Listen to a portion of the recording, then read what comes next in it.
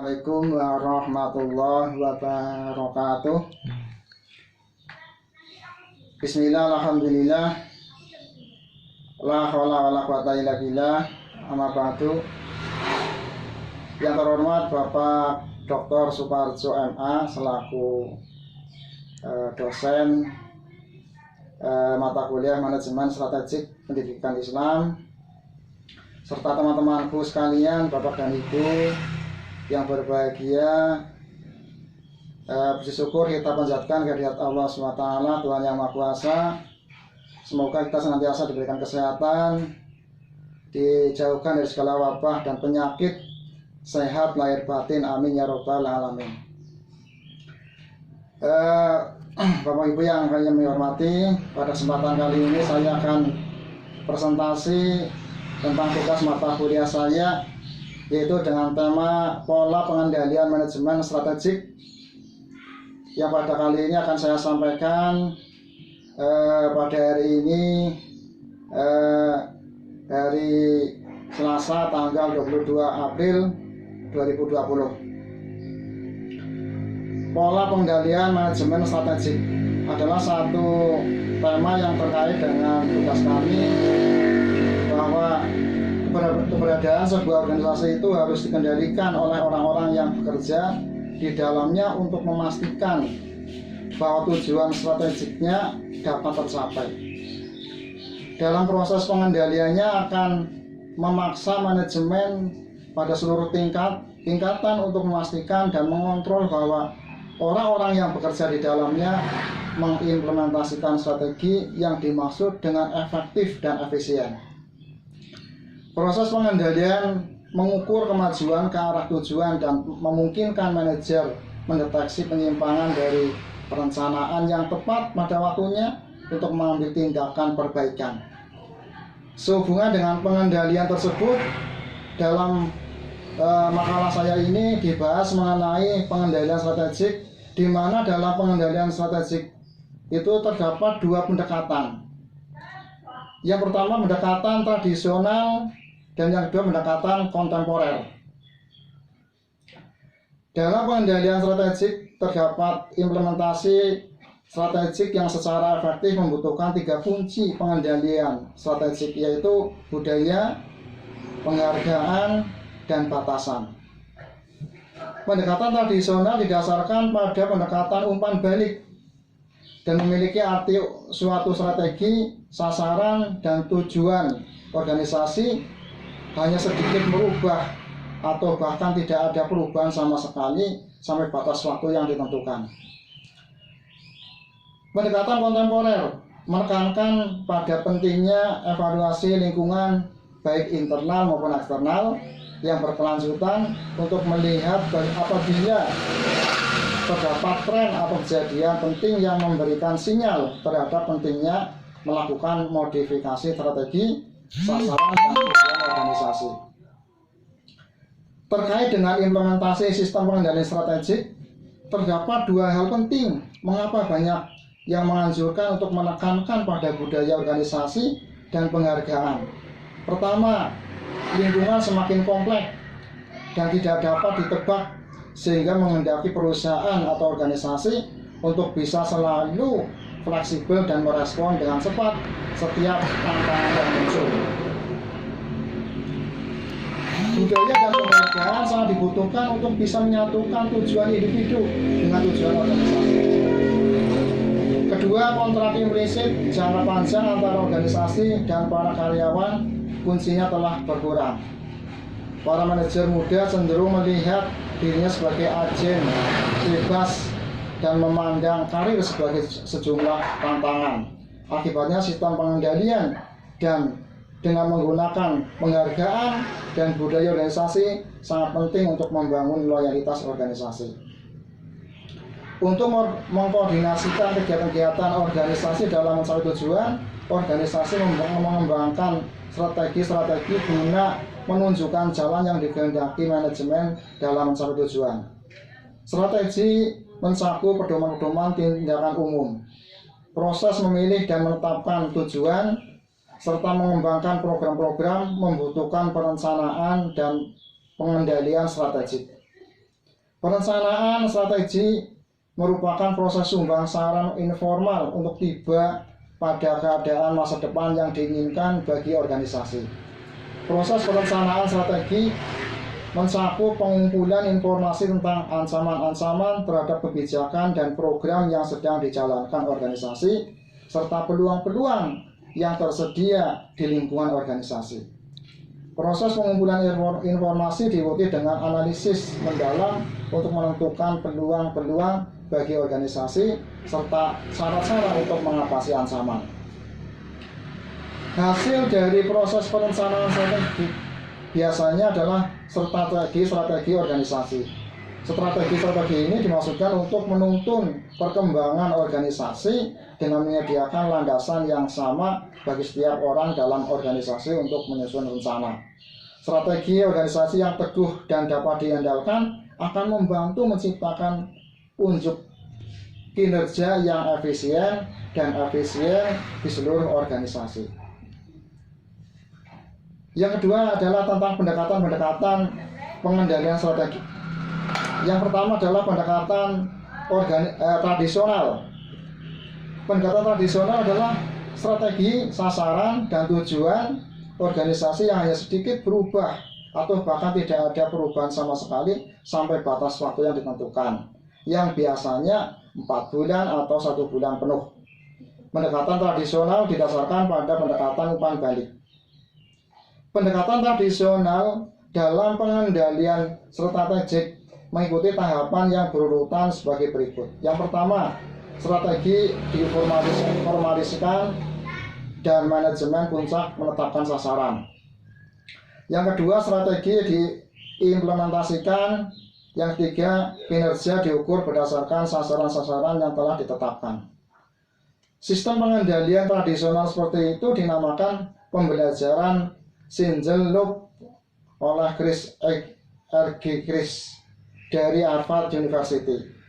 Intinya dengan sistem ini, sistem pengendalian hanya membandingkan kinerja aktual dengan sasaran yang telah ditetapkan sebelumnya. Pendekatan ini akan tetap digunakan apabila di lingkungan bisnis berada dalam keadaan yang stabil dan relatif sederhana. Pendekatan tradisional sebagai pengendalian strategik mempunyai banyak kekurangan karena strategi yang tidak diubah dapat menghambat perusahaan untuk bisa bersaing dalam lingkungan yang sangat kompetitif. Karena untuk bisa bersaing, perusahaan perlu mengubah dan menyesuaikan strategi terus. Selain itu, pemikiran bahwa perusahaan yang baik bisa terus maju dengan perencanaan yang rinci dan akurat sering dipertanyakan oleh banyak kalangan. Perusahaan tidak akan bisa terus maju hanya dengan mengandalkan perencanaan awal yang dibuat tanpa melakukan perubahan. Perencanaan bisa menjadi tidak tepat seiring perusahaan berjalan karena dalam proses selalu terdapat perubahan lingkungan. Yang kedua, pendekatan kontemporer. Pendekatan kontemporer menekankan pada pentingnya evaluasi lingkungan baik secara internal maupun eksternal yang berkelanjutan untuk melihat apabila terdapat tren dan kejadian penting yang memberikan sinyal terhadap pentingnya melakukan modifikasi strategi, sasaran, dan tujuan organisasi. Dengan semakin tidak pasti dan kompleksnya lingkungan persaingan, maka kebutuhan akan sistem kontemporer semakin meningkat. Pendekatan kontemporer dinamakan sebagai double loop, di mana asumsi, dasar pemikiran, sasaran, dan strategi organisasi dievaluasi, diuji, dan dikaji ulang secara terus-menerus. Dalam pendekatan ini, adaptasi dan antisipasi perubahan lingkungan internal dan eksternal merupakan bagian integral dari pengendalian strategi. Hubungan antara formulasi strategi, implementasi, dan pengendalian memiliki interaksi yang tinggi. Pengendalian strategi memiliki dua tipe yang berbeda, yaitu pengendalian informasi atau information control dan pengendalian perilaku atau behavioral control. Pengendalian informasi terfokus pada apakah organisasi melakukan hal-hal yang benar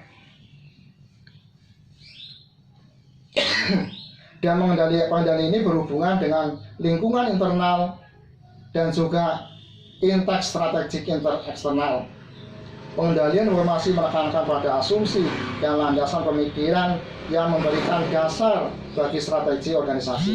Sedangkan pengendalian perilaku berfokus pada apakah organisasi melakukan segala sesuatu dengan benar dalam implementasi strategi.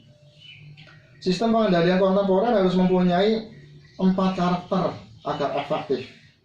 Yang pertama, sistem ini harus terfokus pada informasi yang terus berubah yang dapat diidentifikasi oleh manajer puncak sehingga mempunyai arti strategik yang penting. Yang kedua, informasi harus cukup penting untuk dapat menarik perhatian manajer operasi pada semua tingkatan organisasi secara rutin dan terus-menerus. Yang ketiga, data dan informasi yang dihasilkan oleh sistem pengendalian paling baik bila diintegrasikan dan didiskusikan pada pertemuan tatap muka dengan atasan, bawahan, dan yang keempat, sistem pengendalian kontemporer adalah katalis kunci bagi perdebatan tentang data, asumsi, dan rencana aksi yang dilakukan terus-menerus. Perbedaan yang penting pada kedua pendekatan di atas dalam sistem pengendalian strategik adalah dalam pendekatan tradisional, pemahaman asumsi dasar adalah langkah awal dalam proses formulasi strategi. Sedangkan dalam pendekatan kontemporer, pengendalian informasi merupakan bagian dan proses pembelajaran organisasi yang terus-menerus mempengaruhi, memperbarui, dan mempertanyakan asumsi yang melandasi strategi organisasi. Selanjutnya adalah pengendalian dan tujuan strategi. Strategi yang cocok untuk suatu situasi lingkungan tertentu mungkin menjadi tidak cocok lagi dalam periode waktu berikutnya. Rumusan tujuan perlu diklarifikasi dan dirumuskan ulang dalam masa-masa perubahan yang tepat dan cepat. Pengendalian atas penetapan tujuan dan formulasi strategi diperlukan. Kemajuan organisasi perlu dievaluasi baik dalam dimensi strategik maupun dimensi tujuan. Jika pengendalian tujuan sebagian besar merupakan proses klarifikasi tujuan, pengendalian strategi merupakan elemen ketiga dari perencanaan strategi di samping formulasi strategi dan implementasi strategi. Oleh karena itu, perencanaan strategi haruslah mencakup peninjauan yang kontinu terhadap strategi dan pencarian yang kontinu strategi baru. Selanjutnya adalah pengendalian manajemen. Strategi dalam membentuk kebijakan dan program keduanya menjadi landasan bagi berbagai macam pengendalian manajemen dan sistem pengendalian manajemen. Untuk mengembangkan pengendalian manajemen yang efektif, organisasi harus memiliki kebijakan-kebijakan yang jelas dan program-program yang realistis dan bergantung pada tujuan-tujuan yang jelas dan dikomunikasikan dengan baik. Proses pengendalian manajemen menyangkut pencapaian tujuan melalui implementasi strategi. Sistem pengendalian manajemen harus disesuaikan dengan strategi masing-masing organisasi, dan para manajer harus mengetahui bagaimana strategi ini mempengaruhi proses pengendalian manajemen. Sistem pengendalian manajemen harus sesuai dengan dan mengarah ke tujuan-tujuan organisasi. Yang selanjutnya adalah tentang relevansi strategi dengan pengendalian manajemen. Proses pengendalian manajemen berusaha memastikan bahwa strategi-strategi dilaksanakan. Prosesnya tidak meliputi formulasi strategi dan pengendalian manajemen menurut agar program-program yang diperlukan untuk melaksanakan strategi didefinisikan secara jelas. Informasi yang dapat dalam proses pengendalian manajemen ada kalanya mensyaratkan perlunya mengubah strategi. Yang pertama, kebijakan. Kebijakan strategi meliputi kebijakan umum yang mengarah kepada kegiatan-kegiatan perusahaan. Kebijakan ini pada dasarnya merupakan kendala yang membatasi ruang gerak para manajer fungsional dan divisi. Mencakup kebijakan promosi, kebijakan personalia, kebijakan keuangan, dan kebijakan produk dalam suatu perusahaan. Yang kedua, program. Dengan memperhatikan tujuan dan pijakan-pijakan organisasi, manajemen mengevaluasi kekuatan-kekuatan atau sumber daya dan kemampuan relatif mereka, catatan untuk kerja, serta situasi lingkungan, dan mengembangkan program-program tindakan yang akan memungkinkan organisasi mencapai tujuan-tujuannya. Program mencakup segala hal yang akan dilakukan organisasi sebagai suatu kesatuan dan bagaimana itu harus dilakukan. Tentang sistem pengendalian manajemen. Sistem pengendalian manajemen harus didesain untuk memudahkan perencanaan bagi pelaksana strategi, untuk memotivasi para manajer guna mencapai tujuan-tujuan organisasi, dan untuk mengembangkan informasi guna mengevaluasi prestasi dalam mencapai tujuan. Karena kemampuan merupakan tujuan yang dominan pada kebanyakan perusahaan, kebanyakan sistem pengendalian manajemen didesain untuk mengukur kemampuan dalam wiralabanya. Sistem ini dapat membantu pelaksanaan strategi dengan mengembangkan ukuran-ukuran prestasi. Itu tentang unjuk kerja dari kegiatan-kegiatan kunci tertentu dalam organisasi yang biasanya merupakan indikator bagi kemampuan lembaga masa depan organisasi. Variabel-variabel kunci disebut sebagai faktor-faktor strategi. Faktor-faktor penentu keberhasilan, faktor hasil pokok, dan titik nadi. Perkembangan cara-cara mengidentifikasi dan mengukur variabel-variabel kunci untuk melaksanakan strategi menggambarkan kemajuan besar dalam teknologi sistem pengendalian manajemen. Yang selanjutnya tentang hakikat variabel kunci. Variabel kunci dapat berupa faktor eksternal maupun faktor internal. Variabel kunci internal pada dasarnya merupakan titik-titik risiko dalam keseluruhan sistem suatu organisasi, tempat kegiatan-kegiatan dapat lepas kendali atau menyimpang dari rencana manajemen. Suatu strategi yang mempunyai beberapa titik risiko tinggi yang mungkin dapat lepas kendali akan membutuhkan lebih banyak alat dan metode pengendalian. Variabel-variabel kunci eksternal adalah faktor-faktor yang sebagian besar di luar kendali langsung organisasi. Organisasi harus lebih berusaha menyesuaikan diri ketimbang mengubahnya.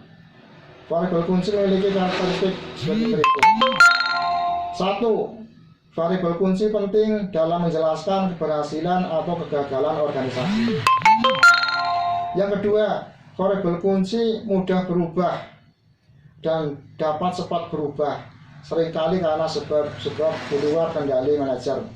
Yang ketiga, variabel kunci cukup penting sehingga tindakan segera diperlukan bila terjadi perubahan. Yang keempat, variabel kunci dapat diukur entah secara langsung ataupun melalui ukuran pengganti. Yang kelima, salah satu cara untuk menemukan dan mengenali variabel kunci adalah mengamati fungsi-fungsi yang dilakukan perusahaan. Untuk mengidentifikasi variabel-variabel kunci adalah mempelajari cara pengambilan keputusan. Sistem pengendalian manajemen harus memilih beberapa di antaranya yang mempunyai karakteristik volatilitas atau kemudahan kepentingan, kebutuhan akan tindakan segera, dan kebolehan diukur. Inilah variabel-variabel kunci. Yang keenam, selain variabel kunci, sistem pengendalian manajemen menyediakan jumlah besar informasi tentang variabel lain yang tidak membutuhkan perhatian manajemen kecuali jika variabel tersebut berperilaku lain dari biasanya. Inilah yang dinamai variabel pengecualian. Variabel pengecualian dapat diperkirakan berperilaku sebagai yang direncanakan dan hanya perlu mendapat perhatian manajemen bila mereka tidak berunjuk kerja seperti yang diharapkan. Sistem pengendalian manajemen harus didesain untuk mengidentifikasi dan mengundang perhatian terhadap variabel-variabel pengecualian ini hanya bila menyimpang jauh dari rencana prinsip pengecualian. Macam-macam variabel kunci. Macam variabel kunci yang universal dapat diklasifikasi sebagai variabel lingkungan, fungsional, yaitu utamanya pemasaran dan produksi atau variabel harta atau aset. Variabel kunci yang relevan untuk perusahaan tertentu adalah variabel pemasaran atau variabel fungsional lainnya. Yang pertama, lingkungan. Ada 4 lingkungan tempat menjumpai variabel kunci, yaitu kondisi ekonomi umum, kebijakan pemerintah, perkembangan dalam industri, dan gerak-gerik pesaing. Keadaan ekonomi jelas merupakan variabel kunci lingkungan yang penting. Yang kedua, variabel kunci pemasaran.